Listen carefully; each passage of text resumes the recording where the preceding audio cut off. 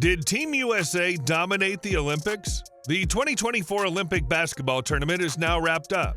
As expected, the United States came out as gold medalists for the fifth straight Olympics. LeBron James, Steph Curry, and Kevin Durant proved they could mesh seamlessly playing star roles for the red, white, and blue, but other countries and players impressed along the way. The tournament spoke volumes about where basketball is at internationally at this point. Many teams had talented rosters and were loaded with depth. Josh Giddey looked outstanding for Australia and is poised to continue to develop into a dangerous player in the league. This season, he'll be suiting up for the Chicago Bulls as the team looks to rebuild post-DeMar DeRozan. Thus far in his career, despite putting up some remarkable stat lines and accumulating wins, he remains overlooked by other young players who are superior volume scorers than Giddey. Giddey might have only scored about 12 points per game this season, but let's put things in context. The 21-year-old who prefers playing point guard was put in a backcourt alongside Shai Gilgeous-Alexander and Jalen Williams, so he played a career-low 25 minutes per game. If we look at Giddey's per 36 totals last season, they tell the story of an elite young NBA player. Giddey averaged about 18 points, 9 rebounds, and 7 assists per 36 minutes played. If Giddey averaged those types of numbers per game, it'd place him alongside MVP candidates like Nikola Jokic, Luka Doncic, Domantas Sabonis, and Russell Westbrook. Clearly, Giddey has a lot more potential than he's getting credit for. Last season, Giddey shot .337 from 3, which is a career high. He also posted a career-high effective field goal percentage of .523, thanks to an unbelievable 53% shooting from two-point range this season. And Giddey shoots over 70% of his shots from inside the arc.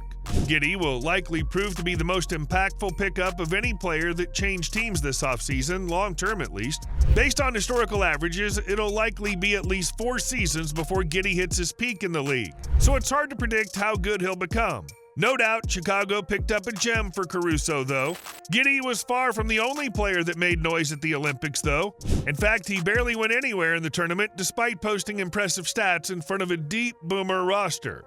That's because Nikola Jokic, why he joined an elite group of 3-time NBA MVP legends. With a ring and 3 MVPs, Nikola Jokic is widely regarded as the best player in the entire world right now. And his performance in the Olympics only further solidified that notion as Jokic led Serbia to a bronze medal. Serbia could have potentially finished second if they didn't have to play the USA in the semifinals. Instead, France beat the FIBA Cup world champion German basketball team to match up against the USA in the championship game. Considering how loaded the USA was, a silver medal is very admirable for the host country. With Victor Wembanyama leading the way, France proved that they're leading innovators stylistically right now. Some of the intricacies of the European game have been picked up and have proven to be very successful on the NBA court. Jokic, for example, plays a very European brand of basketball that relies on longer sets, ball screens, and cuts to open up shots against opponents. While Jokic popularized the style, other teams are following suit, such as the Orlando Magic, Oklahoma City, and Toronto Raptors. Meanwhile, France seems to be finding new ways to create mismatches against defenses. Victor Wembanyama garnered a whole lot of attention every time he touched the ball, which opened up shots for his teammates. But cross-court passes that created angles and inside the key to get Wembanyama the ball deeper maximized their offensive possessions.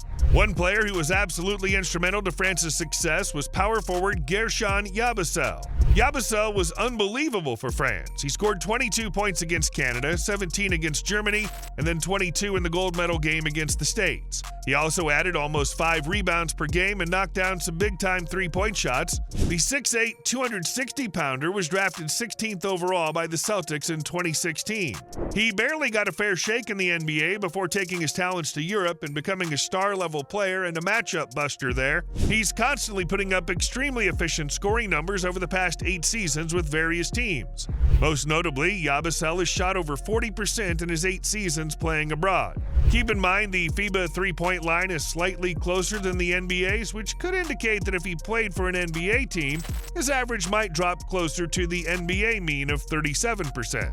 But his defense and rebounding numbers would likely improve due to the NBA pace of play. There's no doubt that Yabusele has the talent to play NBA basketball. Is he a player that gets signed by an NBA team in the near future? We'll have to wait and see. We know that Yabusele, Wemby, and Paris thumped Canada in the early rounds of the tournament. Canada was likely the biggest underachievers of the tournament. They came in with a top-tier backcourt tandem consisting of Shai Gilgeous-Alexander and Jamal Murray. Shai looked the part, putting up some impressive scoring totals and helped keep Canada alive. Jamal Murray, on the other hand, struggled mightily. He was extremely unproductive and only played 24 minutes in the elimination game. The strategy of playing Murray about half the game was far different than the way the Nuggets use him. The Nuggets, who've been amongst the best teams in the NBA, play him whether he's hot or cold. Team Canada clearly didn't have that same faith in him, and Murray was never able to get in a rhythm. Entering the tournament, we thought that Canada had the second-best roster on paper in the world, but the team looked severely disjointed in their matchup versus France. It's possible that if Zach Giddey didn't decline to play, the team could have had a more impactful rebounding and defensive interior presence to match up against Wemby. Canada tried to use Dwight Powell in that role, but the Mavs bench player was simply outmatched. RJ Barrett showed upside as well, but was nowhere near aggressive enough inside the key to help Canada contest France. International basketball has historically been an avenue that international players have made a name for themselves and often changed their reputation, even in the NBA. This year was no different. We think international basketball has never been in a better place. We want to know what you guys think. What players stood out to you in the Olympic tournament? And which ones are going to make an impact in the NBA next season or in the future? Let us know in the comments section, and don't forget to subscribe to our channel for more sports news and insights. Thanks for watching. See you next time.